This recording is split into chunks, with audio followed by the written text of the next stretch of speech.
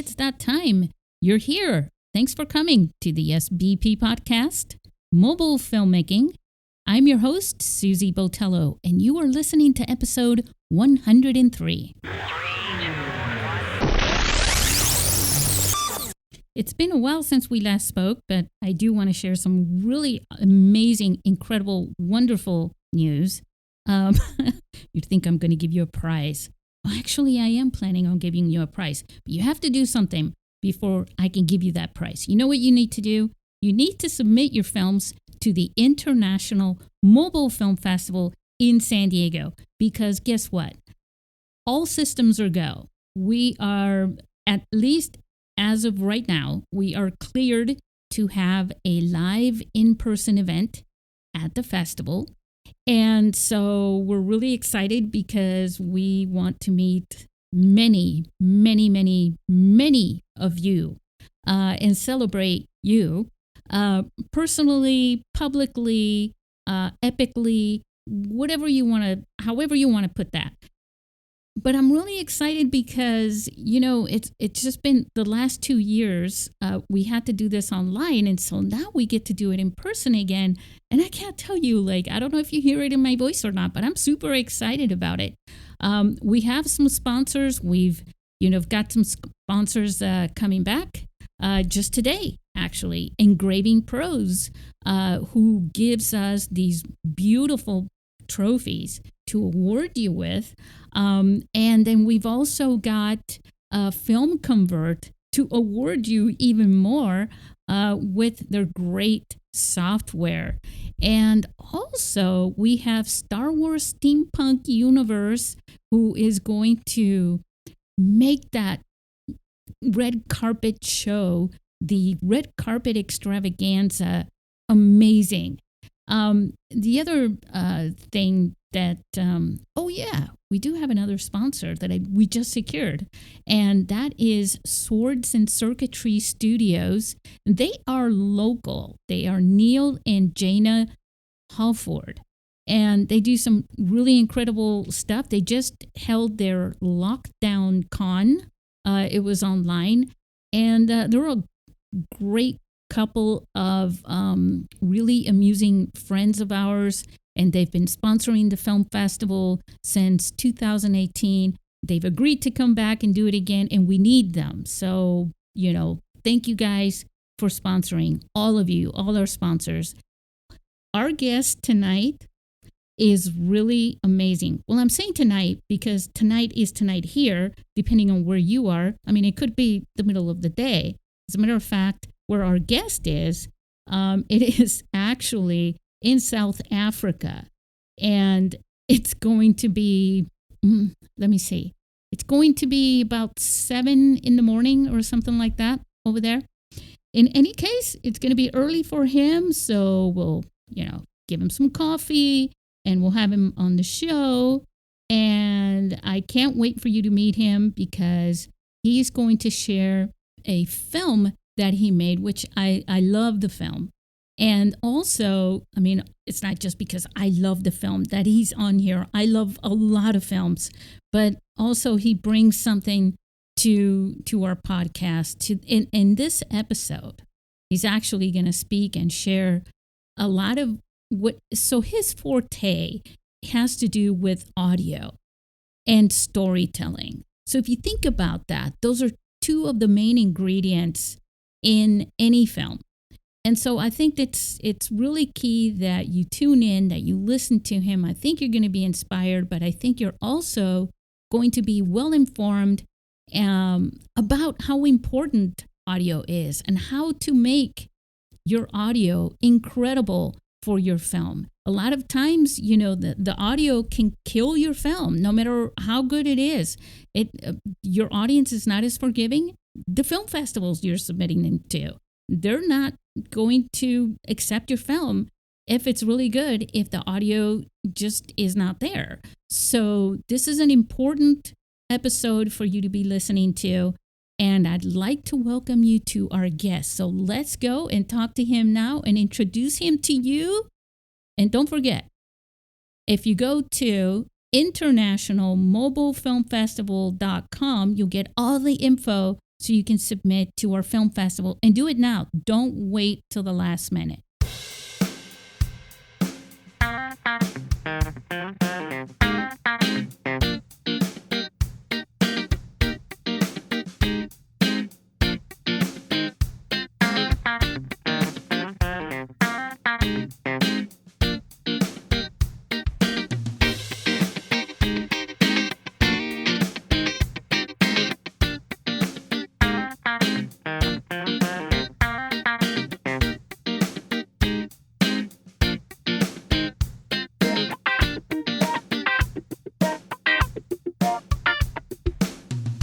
Hey everyone, we are here with our super guest from South Africa.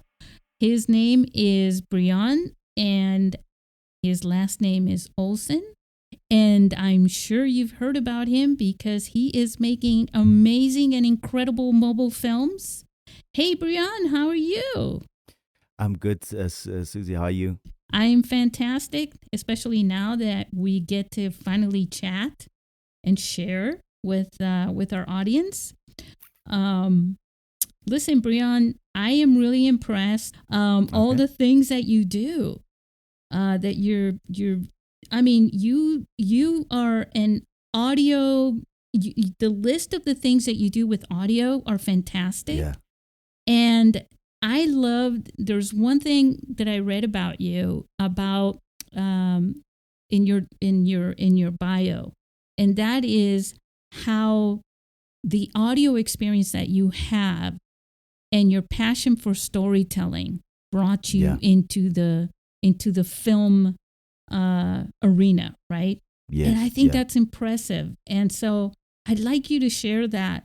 But before we go there, actually, sorry to our audience, I'm always teasing a little bit about what we're going to talk about before we talk about it. So I'd like you to share a little bit with our audience, just a little bit about you, and then talk about what I just said. Awesome. Okay, so I'm from South Africa. I'm born and raised in Johannesburg.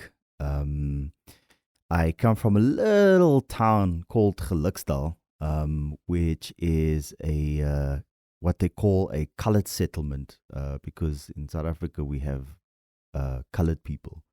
And it's not to offend anybody. That's just a race group in South Africa, which is just another word for like mixed race people. So I grew up very poor.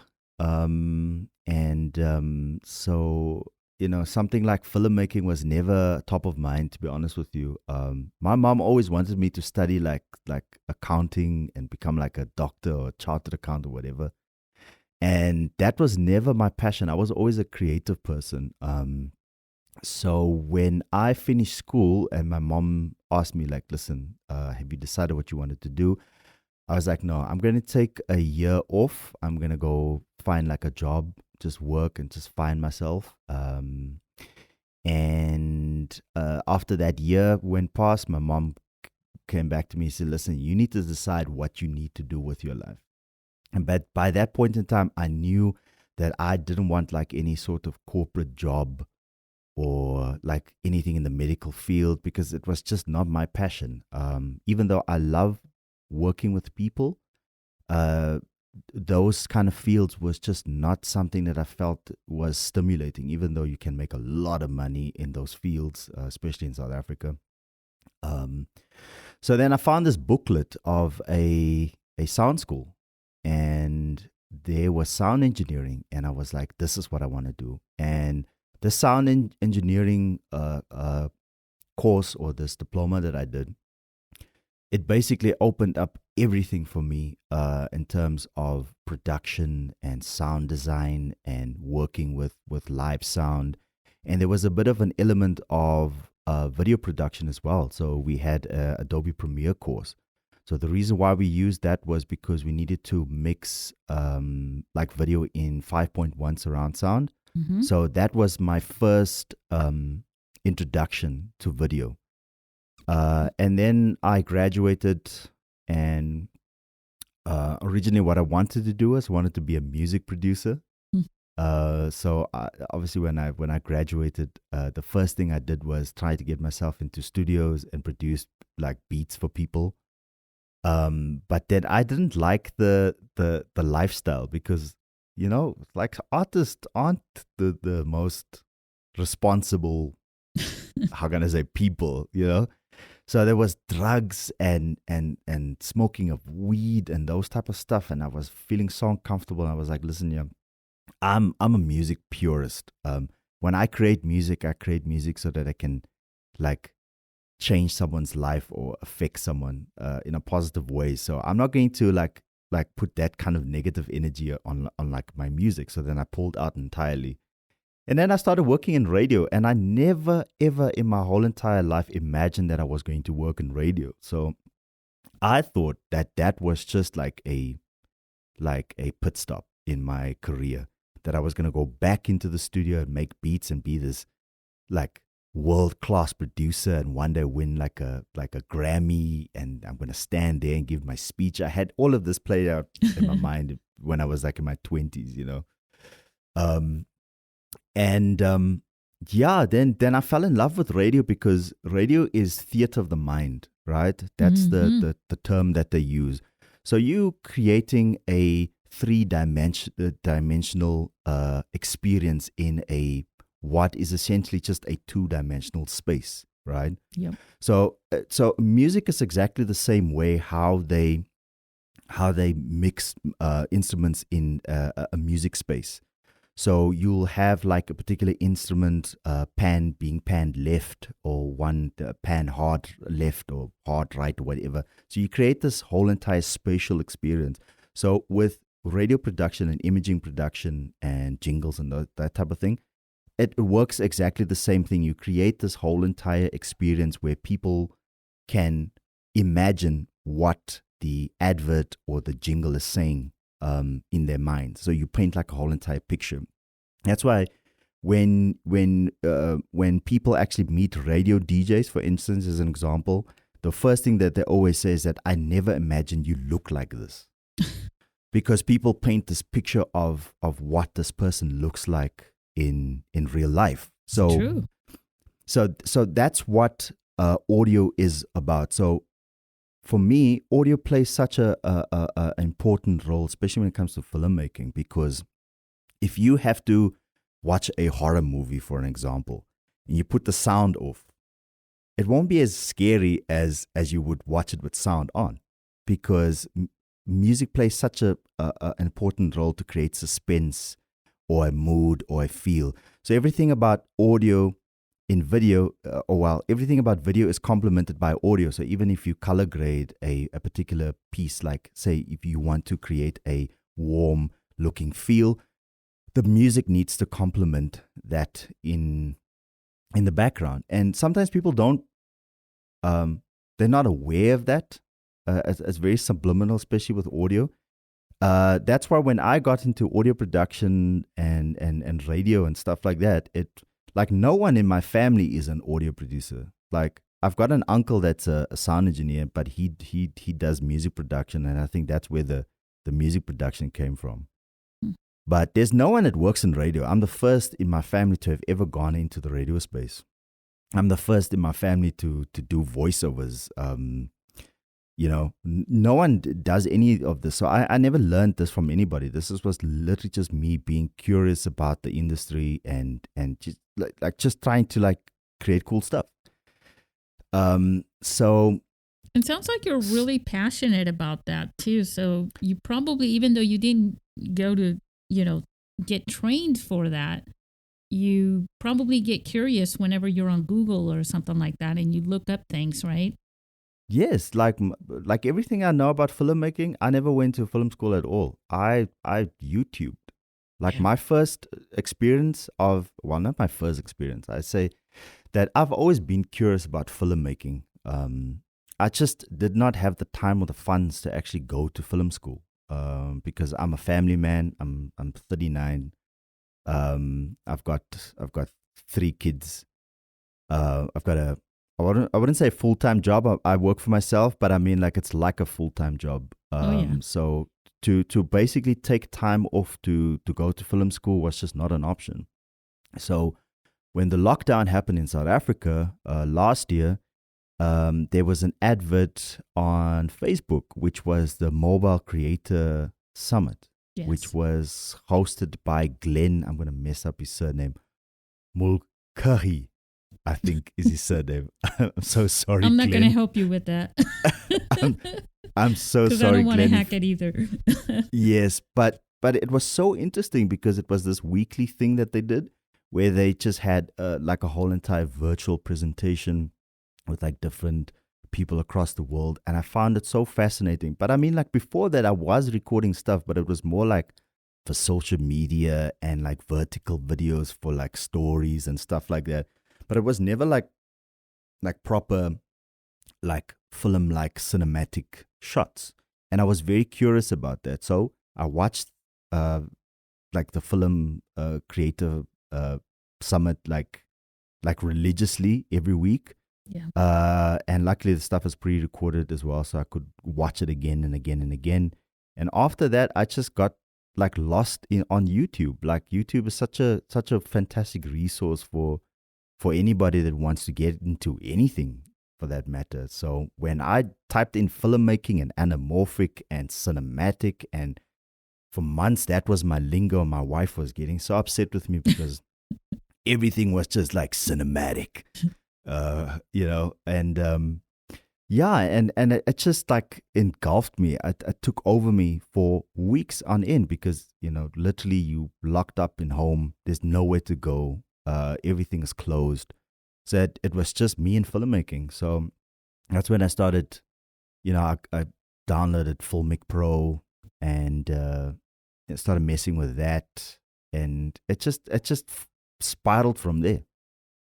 Yeah, it's an incredible field. Back when I started, my journey into mobile filmmaking, by creating the platform, the film festival, and then the mobile film school, I couldn't even find a way to connect a microphone into the phone, and there had to be a way, right? I was just so convinced. But the way to find those things was to go to forums. And I hated forums because someone would say something that sounded very smart, and then you'd read the response to that, and it was somebody who would say, no, that is not the case. And I was like, oh, I thought I found the answer. And thousands of pages later inside these forums, I found out about the iRig Pre, where you could plug in a XLR microphone and then plug it into the headphone jack on your phone. And I was like, oh, I can use my XLR shotgun mic that I use for video production. But there was none of that stuff. Filmic Pro wasn't around. They started at about the same time, but they had to develop everything. Yeah. And there just was nothing to help filmmakers really, in the sense that it is now, where you really can hardly tell or hear the difference. Yeah. No, the type of resources that are available now, there's absolutely no excuse for anybody that wants to get into filmmaking. You literally can just Google smartphone filmmaking and you'll get a ton of like resources. Mm-hmm. And the one thing is that you find that a lot of people are repeating the exact same thing, which is a positive thing, because if you don't know anything about filmmaking and you need to like make sure that you're finding the right thing, watching multiple creators talking about more or less the same thing in their own way, just, how can I say, it just reaffirms it. Yes. Yeah. So yeah, like, and that was my experience, is that I could quickly get on board and quickly educate myself in terms of what mobile filmmaking is about. The fact that, like, for instance, the iPhone has a fixed aperture. So then if you want to like do the 180-degree rule, that you need a variable ND filter. And like in South Africa, like I was looking for like mobile gear specifically, like that I could get, but I couldn't find anything locally. And that's when I started Googling, and I found, like, obviously Moment is big on that. And then there's Ulanzi that's also big on that. And then, a lot of companies, Polar Pro has their a kit for mobile filmmaking. But because we are on the tip of Africa, to get stuff shipped out here takes very long and is expensive. So I had to save up cash to make sure that, I decided I needed a variable ND filter. I, fell in love with anamorphic, so I was like saving up for an anamorphic lens.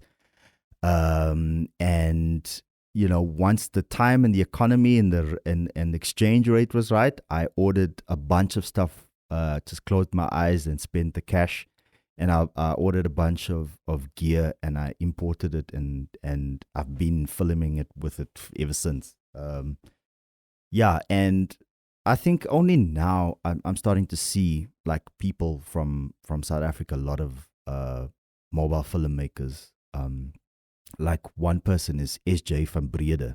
I don't know if you know her, but she's big on the mobile filming scene internationally. She's award-winning mobile filmmaker, and I had no idea there was anybody like that in South Africa until I started, like, looking around and seeing, hey, there's actually a small little community of mobile filmmakers starting, because even though South Africa is a destination for Hollywood to shoot a lot of movies, like The Avengers was shot in Cape Town, I think, and in Johannesburg.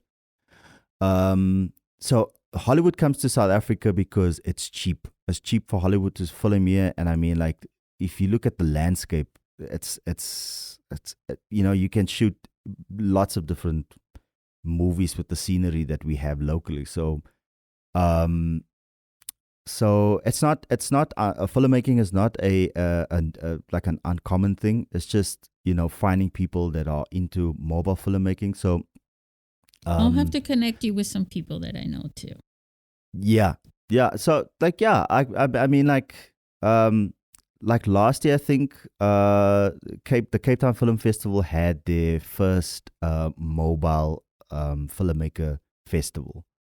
Nice. And that's when I started seeing that there was actually a lot of talented young people that are so passionate about filmmaking, and the only thing that they have is a cell phone. Yep. Which is so amazing, because the thing is, even though I am very curious, or I started, with mobile filmmaking, for me, filmmaking is filmmaking. It's not, it doesn't matter what gear you use. Like, I know that there's a whole discussion about gear doesn't matter, but the thing is, like, in a sense, that is true. Because, I mean, if you're passionate about creating something, at the end of the day, you'll work with whatever you have, and I mean, that's the case with myself and a lot of it's when the need comes up, like you're working on a project and you have a need, and you start to look for, how do I fix it and how do I provide this, and that's when you realize that you need a particular, some gear or some app or some skill, right? And that's when those things come up. It's like, I used to do graphics design, and people used to ask me, hey, teach me how to use, and this is like Quark Express, right, for layouts. And I'm like, you have to have it's like InDesign. And I'm like, you need to have a purpose. You can't just go teach me how to do this without having, like, what do you want to create with it? And then you start looking for the tools to create those things. So I think it's kind of the same thing. It's like, you don't really need anything to get started. It's once you start going deeper into wanting to create certain things that you start to, and Google is your friend, because you can just put in things like, how do I do this? How do I fix that? And it'll give you the resources. Yeah, no, 100%. Totally agree with you. Let me ask you something. Yes. Because you were talking about your your first paid gig earlier. Why don't you talk a little bit about that, because I'm really amused with that. That was in, I forgot when, but it was in 2020, right?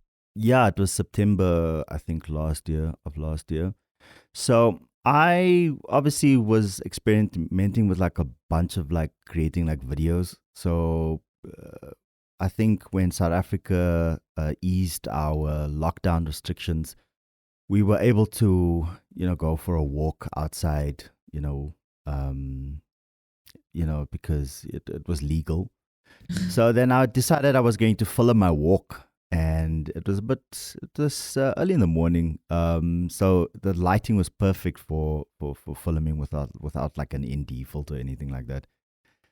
So I just created this little sequence of me taking a walk, and after that I posted that sequence, and a musician actually saw it, and he was like, "Wow, you shot this on a phone?" I was like, "Yeah, it's a phone. Like, it's not something to write home about, I suppose." He's like, "No, the visuals are so clean and it's perfect. Would you mind doing my music video?"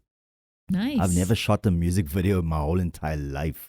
I've only learned filmmaking in March of 2020 when I did the mobile filmmaker summit thingy. I keep on messing that up.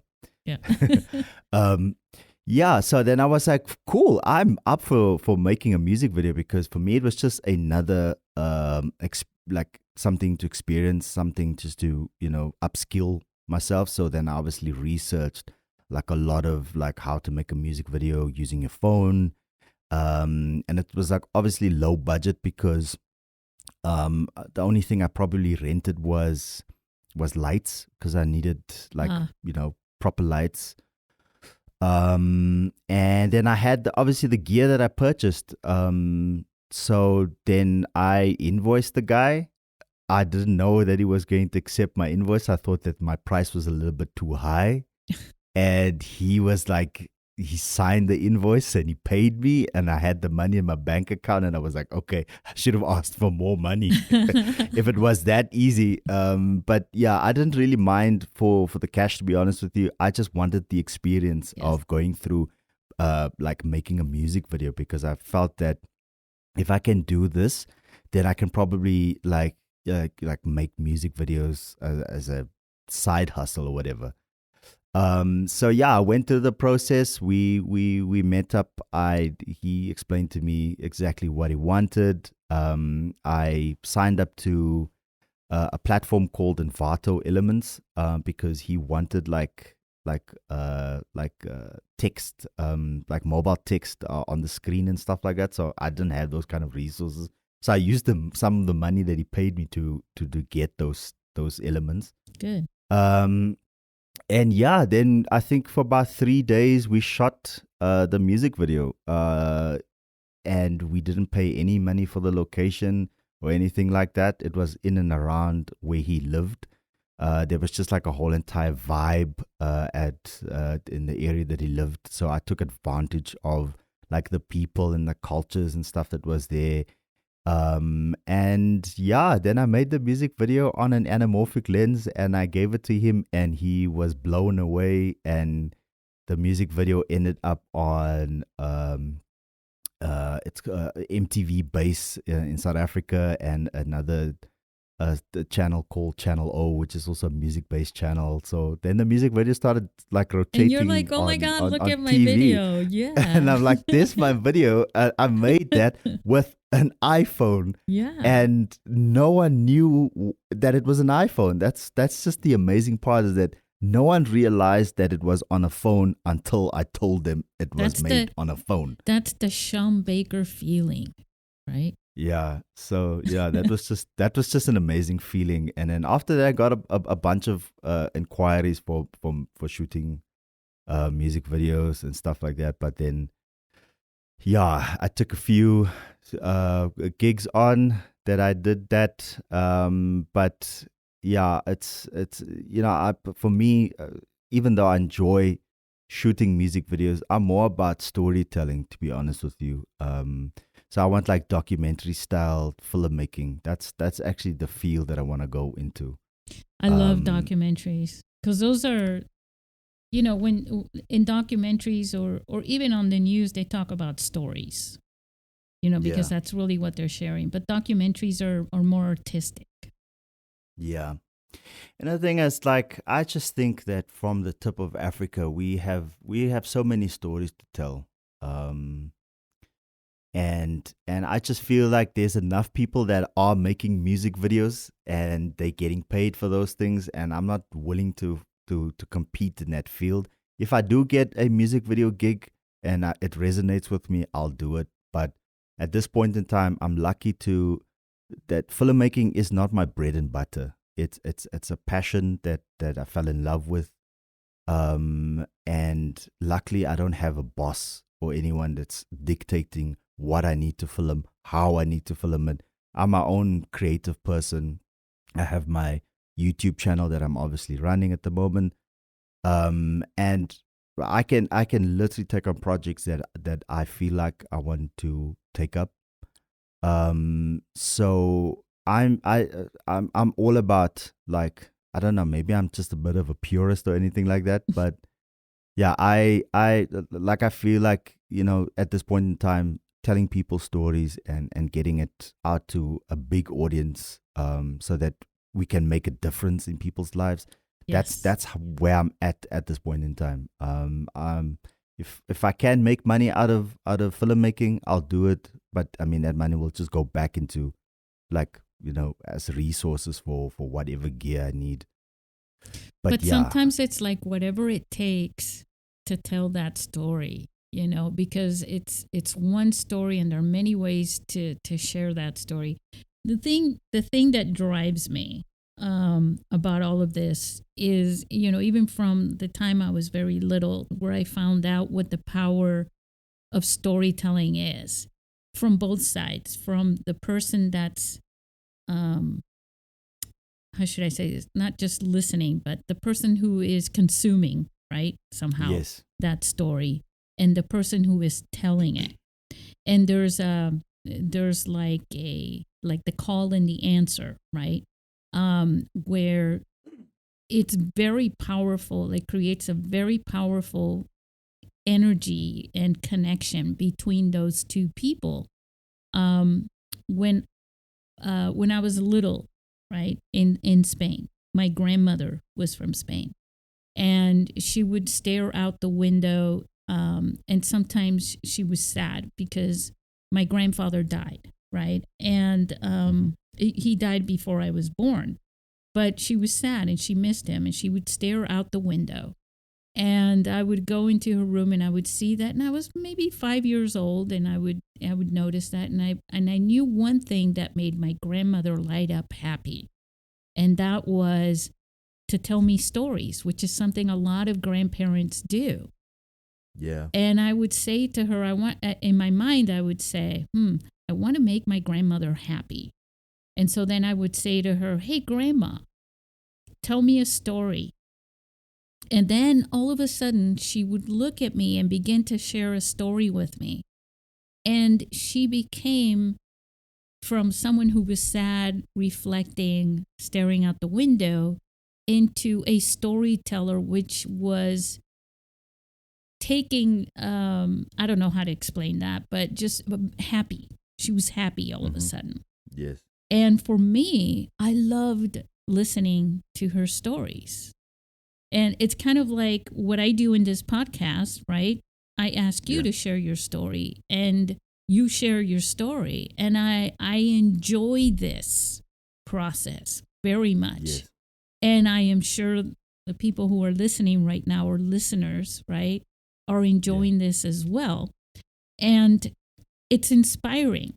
And that brings me to what I was trying to say about the powerful medium that storytelling is. It is, stories are more powerful than anything else you can imagine. And if you took all the money out of the world, one thing that would always survive would be the stories. yeah. No, I agree. I definitely agree with that. And I think it's very necessary. And you were talking about all the stories that you have there to tell. And I'd like you to talk now. This is a great segue. I would love for you to talk now about this movie, this spoken word film that you made, Finding Freedom. Yeah. So Finding Freedom, I started writing it more or less, I think, in April of this year. Mm. The 27th of April in South Africa is Freedom Day. And we celebrated, I think, 27 years of democracy in South Africa ever since the apartheid government, apartheid ended in 1994. Got our first democratically elected government. And I mean, everybody knows Nelson Mandela.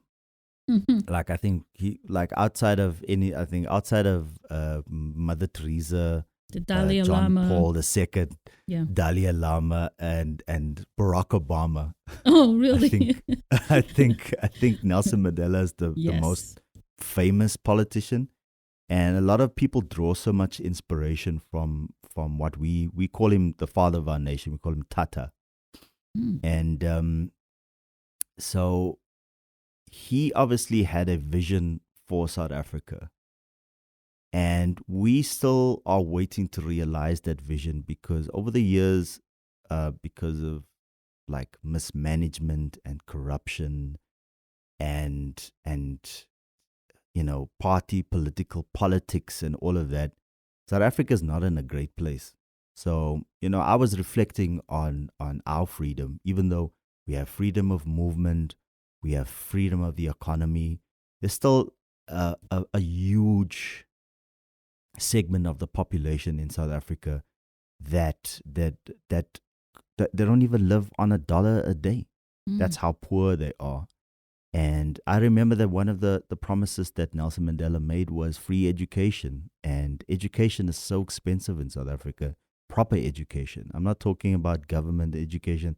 I'm talking about proper education that would give you the skills to go outside in the world and actually make something of yourself.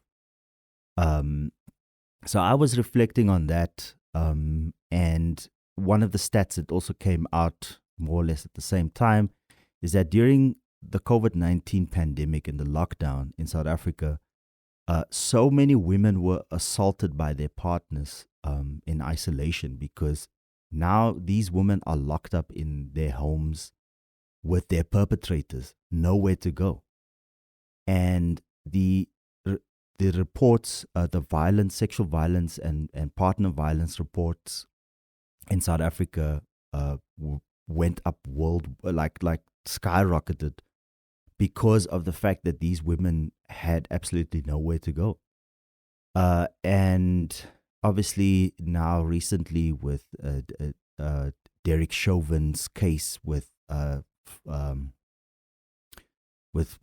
murder of George Floyd was also on the high agenda. So all of these things were happening while I was reflecting on my own freedom and the freedom of others. So I started writing Finding Freedom. And I mean, like, I referenced a little bit of Dr. King as well in the piece that we wrote. And it's just me reflecting on everything, and I just felt that I needed to make something that reflects the situation of the world. Is that even though in South Africa we have this freedom that we were granted, we're so far off from like really being emancipated from poverty and sickness and then I discovered that it's not just South Africa that's going through something like this.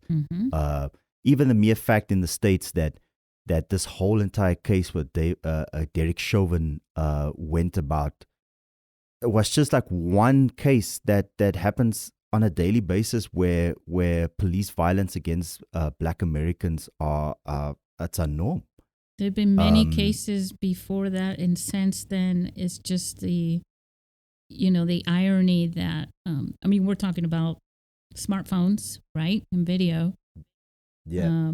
But that was that she recorded that, and she didn't just take a clip. She recorded a story as it was happening. Yeah. And I mean, like, if it wasn't for that video, we wouldn't have known about that. We wouldn't have experienced that pain. We wouldn't have, you know, Yeah, it wouldn't have had the impact. it would it would just been another black man being assaulted by police. Yeah. So yeah, when I wrote Finding Freedom, I got hold of my niece. So the person in the video is my niece. Her name is Kyra. So she is she's an activist in her own right. So I was talking to her about Finding Freedom, and she was like, she loves the idea. She would love to be part of it. How can she be part of it? Then I shared the script that I wrote, and she was like, "Oh, I love this. I so want to be like part of this. Can we do it?" And I was like, "Fine. I'm game. I'm yeah." So then I flew down to the coast. So the town that we shot Finding Freedom is called Queenstown. It's a little town in the Eastern Cape and the south of South Africa, the coastline. And I think I was there for about 3 days. So the great thing about Queenstown, it also has this like natural like beauty. So we could shoot like everywhere. So it just fit like the storyline, because everything about Finding Freedom, the different locations that we were at, was just like symbolisms for what the script was all about. So it's just like, once I got there, obviously we did a bit of pre-production before the time, but once I got there, we hit the ground running, and it was so amazing that everything just worked out. After a while, I felt that, am I doing something wrong? Did I press record? Like, why is everything flowing so well? Because we just like, every time we were at a location, we shot. And then I would take extra shots because I was like, I'm done.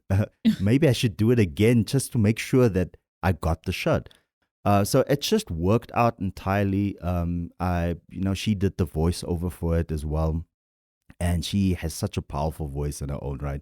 She's a music artist, songwriter. So I mean, like, she was just the perfect person. And she was feeling it. She loved it. She asked me after that, can we do another project like this? I'm so keen on this project. It's so, I mean, like, it's everything just worked out. She is amazing. She's a 20-year-old. So she, female in South Africa. So she has a voice. So I felt that it's important to, work with people that are passionate about projects like that. So yeah, it just worked out beautifully. Oh, that's wonderful. And I'm so proud of it, because Finding Freedom, I actually did a few projects. I did a music video as well, and then I did Assimilate. Assimilate, which is a project about identity. And I did speak to you about it a little bit, and why I love that project so much is because, being a person in South Africa, a colored person of mixed race, when something like Heritage Day in South Africa happens, everybody dresses up in their traditional clothing. Even Afrikaans people, I don't know how much you know about Afrikaans people, but I mean, they have their beliefs and all of that. When it comes to colored people, we associate with whatever we want to associate with.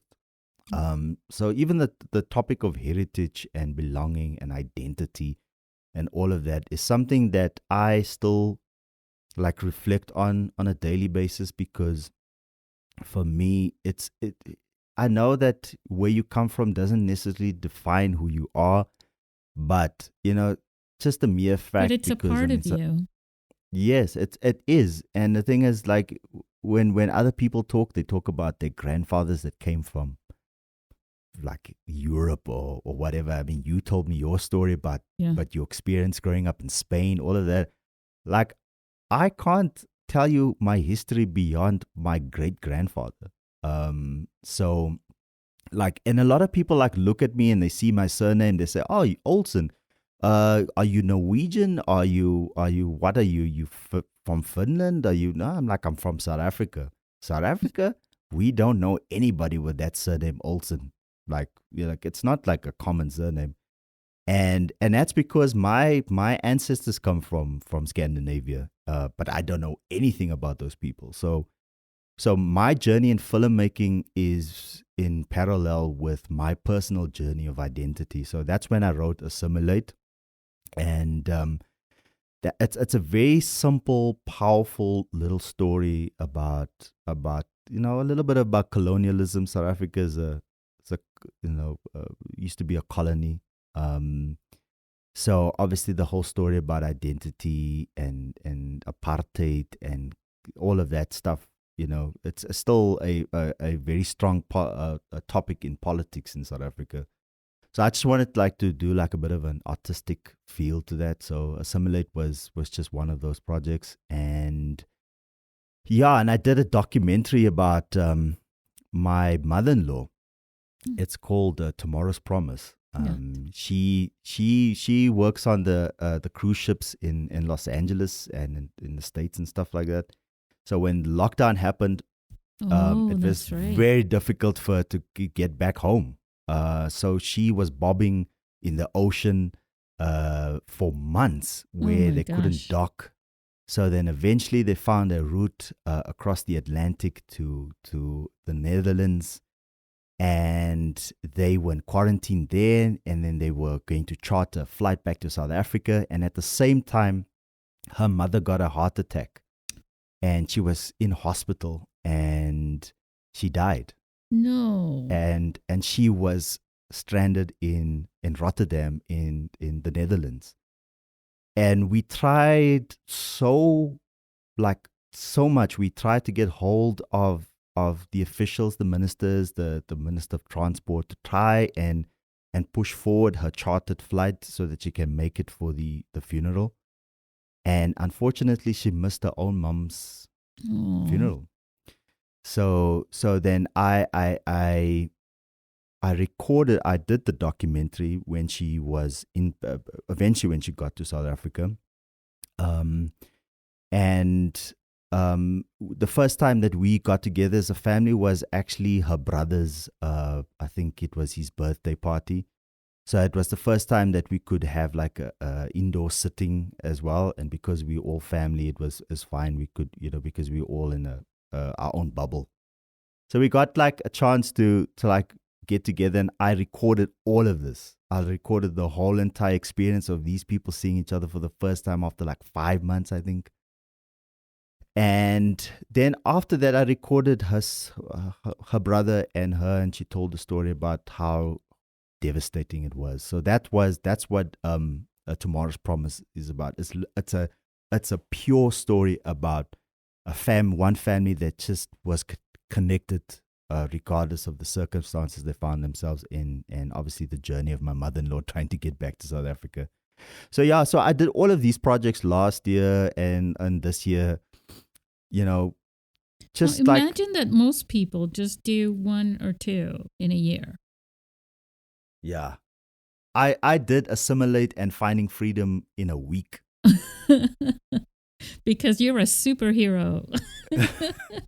Because I was just overflowed with ideas, and I was like, I have to do this. And when I landed, after doing Finding Freedom, I landed in South Africa. I think the next day I went to go shoot Assimilate. Wow. So yeah, it's just like at this point in time, I'm like I said. And every time you grab your phone, it's a reminder. Yes, like my phone is no longer just a phone. I got like every single app you can think of on my phone, and I just pull it out and I record stuff. I even started doing TikTok now. I never knew that I would start. Are you dancing in TikTok? No, I don't dance. I make money moves. That's what I do on TikTok. Yeah, no, I just tell like funny stories on TikTok. Like TikTok is my outlet for like comedy relief. Oh, nice. So I don't dance on TikTok. I don't dance no matter what. No, that's not my vibe. But yeah, like I just enjoy creating stuff, and every day, I'm looking for an opportunity to make something. And I'm telling you, if you've ever a conversation with my wife, my wife is like, I indulge every single thing that you do about anamorphic lenses and mirrorless cameras and gimbals and ND filters. But then she said, can we just like watch a movie, please? Like, I love the fact that you're doing all these amazing things, but can we just like make popcorn and watch a movie? I'm tired of all this stuff. So yeah, Well, I'm and just that passionate is about it. that is the cool thing. Like when you know that I miss about our film festival, but we're gonna have it in person, But it's the fact that people come together, right? They meet and they get to talk about this, and the person that you're talking to is very interested in what you have to say about the same thing that you're interested about sharing. Exactly. Yeah, and I've kind of been lacking that, to be honest with you. Just like to have like a friend or like a professional, someone that I can work with. I can just talk about this stuff because, as I'm learning, I'm still learning. I'm an aspiring filmmaker. Yeah. So I'm not professing that I know a lot of stuff. I'm still learning, but it's such a fun thing to like talk to people about it because, especially like I'm having this conversation with you. Ever since I started making like films with my iPhone, I've just been talking to so many people from across the world, people that are passionate about filmmaking, passionate about storytelling, passionate about mobile filmmaking and where this industry is going. It's just amazing and fascinating, like engaging with so many people across the world. That I am so blessed that people are that they find me interesting, that they want to talk to me as well. So yeah, I'm just enjoying it. I'm just loving it, and I just love the fact that it's not, like I said, like before, it's not my bread and butter. So it's not like my 9 to 5. So I can be passionate about it, and it's like a sense of escapism for me, to create something, because like I run like on tight deadlines on a daily basis with like making audio productions and stuff like that. And even though I enjoy that, I mean, I'm getting paid for something I love. Like filmmaking is just where it's my oasis. I think To tell stories. once we find an outlet to share stories, and it becomes not so much addicting, but you start to realize how fulfilling that is personally. Yes. And that's a human thing, right? That's the one thing we all humans, I mean, there's a lot of things, but that is what I'm trying to say is like, I have a dog. He doesn't have anything to do with storytelling. He doesn't care to tell us a story. He doesn't have a need to express a story. He'll have a need to express when he's hungry or when he needs to go outside, but he's not going to, express a story. That's a human thing. We've been doing that forever, from caveman days, on the caves, drawing pictures, to today where we're able to make films and share our stories with our phones, right? Yes. Yeah. And so I think you found your outlet. And your wife has had enough of it, right? But She did. She's very supportive. But I mean, she wants her husband now and then. She doesn't want the filmmaker. I'm like I said, I'm just blessed to have like so many people supporting me, and when I showed her Finding Freedom and Assimilate before I did anything, and she actually particularly loved Assimilate. She was like, wow, you need to take this and submit it to a film festival because people need to see what you did. And I was so insecure about like showing it to anybody because I was looking at, I didn't place the light properly in a particular position, or no, I have to go re-record like the vocal track because I was thinking all of the technical stuff. it's never perfect, though. Nothing. Yes. When you're an artist or a creator, it's never perfect. It's never. I mean, you were talking about deadlines. That's the only Yeah. time that you know you have to be done. Otherwise, you keep it Yes. going forever, right? And I would have probably worked on it a lot more. Mhm. I'm actually thinking of re-editing it, just to color grade it a little bit better. But then I told myself, just leave it. I did that project. It exists. It's out there. Now move on to the next thing. Learn from this, and the next project will be probably closer to the perfection that I have in my mind. Yes. But That's yeah, actually what I advise to do too, is just to learn from each one, and keep creating, yeah, because like you said, you have many, many stories to tell. yeah. I'm actually, funny enough, I'm working on a project. It's going to be a bit of a long form story. I'm not gonna say what it is, but it has to do with because I come from a very religious background as well. Church and stuff was like a big thing growing up. But growing up as a youngster, whatever your mom or your father, whatever tells you about God and religion and stuff like that, you take it in because you don't know anything else. But as I was growing up, I started questioning a lot of beliefs and the way people did things. So this new story that I've got in mind has something to do with that and about God and stuff like that. And I don't know how people are gonna take it because I know that a lot of people are religious. But I mean, it's not like I don't believe in God. I do believe in God. It's just I'm not a religious person. I think there's a big difference. Mm-hmm. So the story is a bit of a short story, long form. I want to shoot it entirely also on mobile as well. And it has to do with creation. So hopefully I can and put it together. It's going to be a bit of a big budget project. Because the things that I have in mind are obviously going to need like the proper location, the actors for it as well, and the lighting. So I can imagine I'm going to spend a bit of money on this project, but it's something that I'm really looking forward to, and hopefully I can do it this year so that I can release it next year. Well, you got to get a team together and create a funding campaign. Yeah, Like our previous guest on the last episode, to be able to finance your film, because yeah, that way you're not depending on someone else coming up with your, especially for the type of film that you're talking about, the story. You yeah, don't want them to have an input or any control over your creative choices. yeah, yeah. No, I'm funding it by myself. Oh, good, good. So yeah, but I think raising funds would be a good idea. Yeah.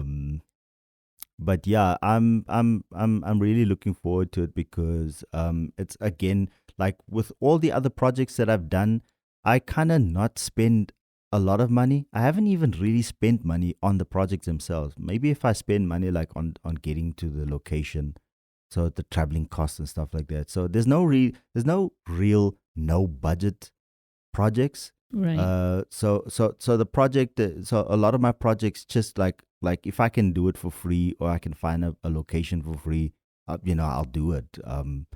So this project is more or less along the same lines because I'm trying to keep it as low budget as possible.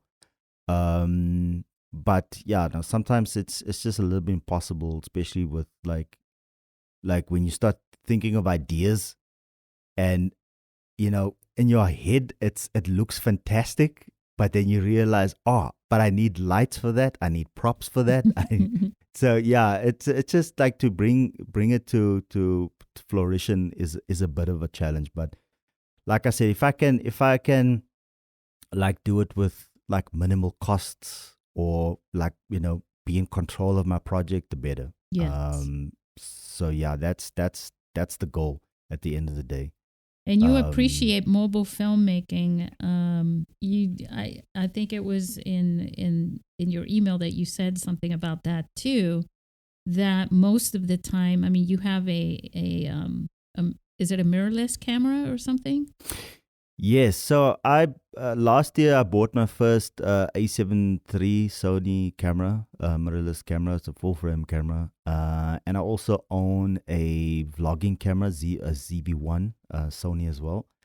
And even though I've done projects on both of these cameras, I mean, a lot of my YouTube videos I shoot on the ZV-1.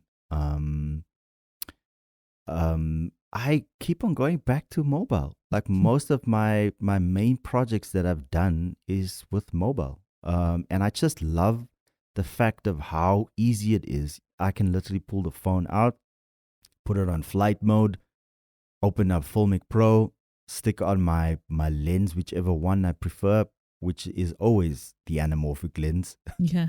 And start filming. Like I think finding freedom and both assimilate. I did handheld.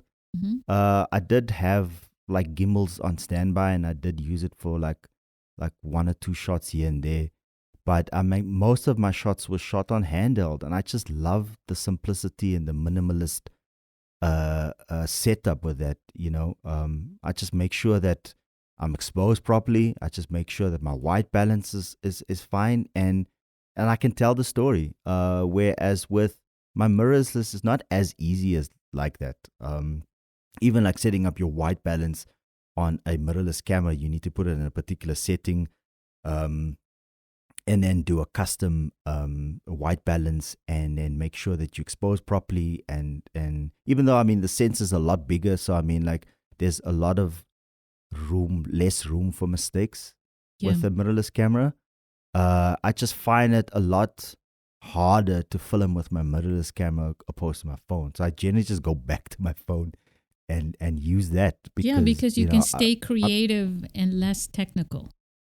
Yes, and that's what I love about mobile. Mm-hmm. It's that you can just create. Like, I love the technical aspects of like filmmaking, but like just merely telling the story and making sure that you've captured the story, and you've got that, and obviously the stress of having to go and edit and put this thing together is a different kettle of fish. But I mean, like, but when you're filming, just that process of filming. Yeah, because that's like, like when the viewer is watching your film, you don't want them to be interrupted, right? With like commercials and ads and all this stuff, right?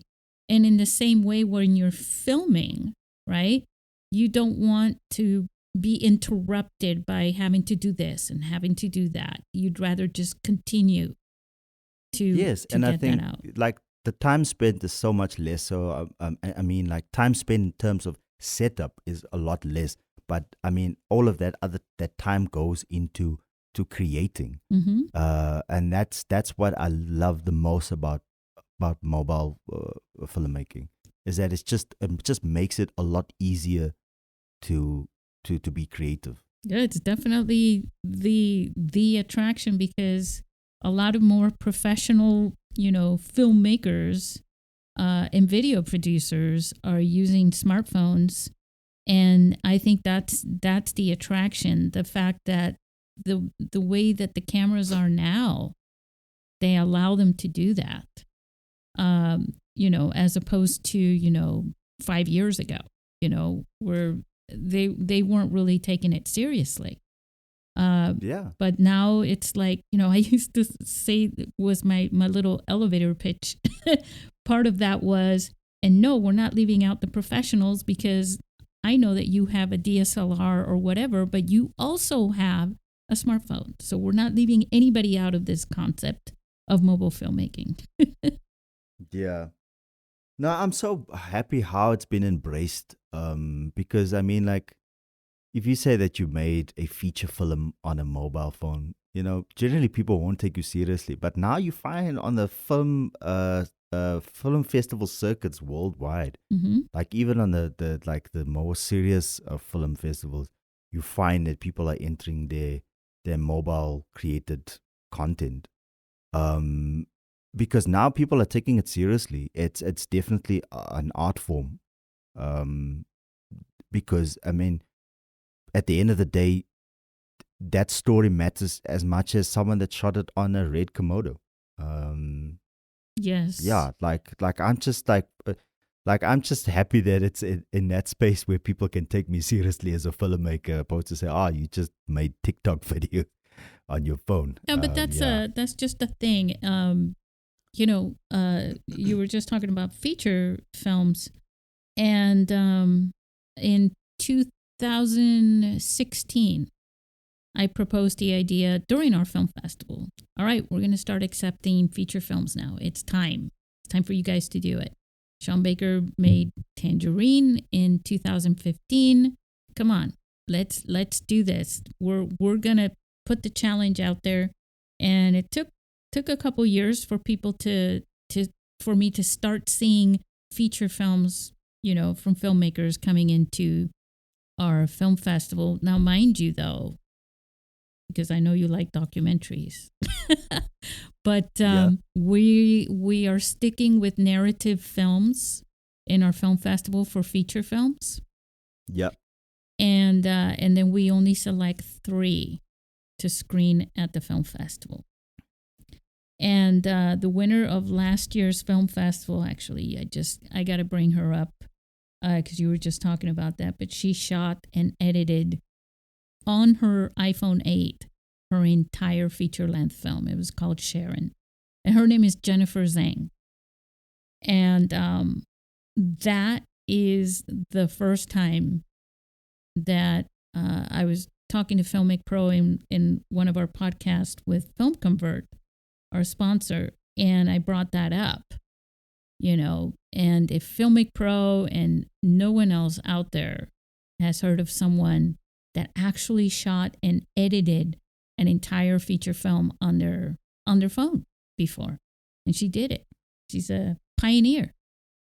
Yeah. So like what you're saying, it's like there's no excuse, right?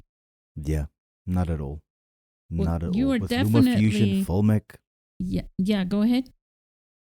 No, I mean, with LumaFusion and Filmic, everything, you have the tools that are there. I mean, okay, the software does cost a little bit of money, but at least it's an investment that you're making within your own filmmaking aspirations. It's still cheaper than having to buy a laptop or an iPad. Exactly. Just and the thing is, edit. you have the phone. You have the phone. It's there. It's still very hard, though. I mean, think I about can it. imagine on the trying little to screen. edit on a phone. Yes, she And sat you have there to and pinch, did the whole thing. pinch Yes. and drag. And it's not like I'm so used to editing on a computer. Yes. Like I did try, and like a lot of my short stuff, I do film and edit on my phone using a free software called Splice. So what I love about Splice. Yes, I love Splice. Yes. Like a lot of people talk about VN. Yes, as an editor, and I tried it, but I love Splice because they have like all the tools. They have the music, they have the titles, they have the you can literally color grade it on your phone. And they've been around forever. And it's free. Yeah. And you get all of this ad free. Yes. So it's just one of the little tools that I also use. So if I don't want to like seriously edit something in Premiere or in Final Cut Pro, I use Splice, and it works amazingly for me. Yeah. Why don't you, as we're wrapping up on this episode, why don't you share with our listeners just like some 3 key points for them to keep in mind to get them going, to have things set up. Like whatever you do, make sure you have this, and this, and then start rolling. Start making your movie. I know I just put you on the spot, but... Okay, so you want me to give you tips? Yeah, like just 3 key things that they need to do in order to, that would really facilitate them, because everybody always says, to inspire them, right? Just do it. Just do it. And I think our listeners are getting tired of just hearing, just do it. So I want you to give them 3 key tips, right, that will inspire them to feel the confidence, kind of like the confidence that you felt when you were when you decided to charge the guy for making that music video, right? Yeah. To give them that kind of confidence and inspire them, but with just 3 things that you can say, if you have this, you do this, and you do this, you're ready to go. Well, the first thing I would say is make sure that your lens is clean. So keep your gear clean. Like, you wouldn't understand, like you just said now, that just go out and shoot. People don't pay attention with making sure that they don't have finger marks on their lens. And there's nothing worse than going back to the editing room and you find that your gear wasn't clean. When you see So it it's on like, the for big me- screen, right? Yes, like that's probably like the number one thing that I'm always like aware of, to make sure, wipe off the lens. Very good. Make sure that your lenses are clean, your gear's clean. That's the one thing that I would say. The second one I would say is know your gear. So one thing about filmmakers or mobile filmmakers that I see a lot is that they would show off they've got this gimbal with that thing and that piece of gear and that piece of gear, and they've got this like very impressive rig. But then I'm like, can you show me what you filmed with that rig? Because the thing is that it will always be a never-ending situation where you're going to acquire gear all the time. I need this for filmmaking. I need that for filmmaking. Literally, the start is with your phone.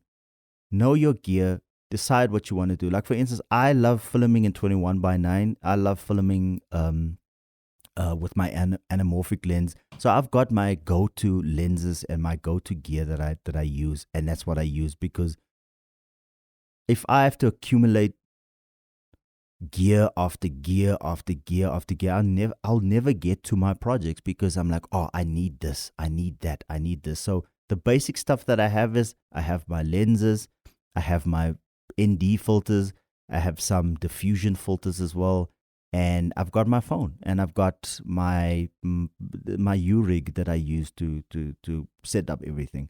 So know your gear, be satisfied with what you have, because the thing is, you'll never have enough if you keep on like just accumulating stuff and all of that.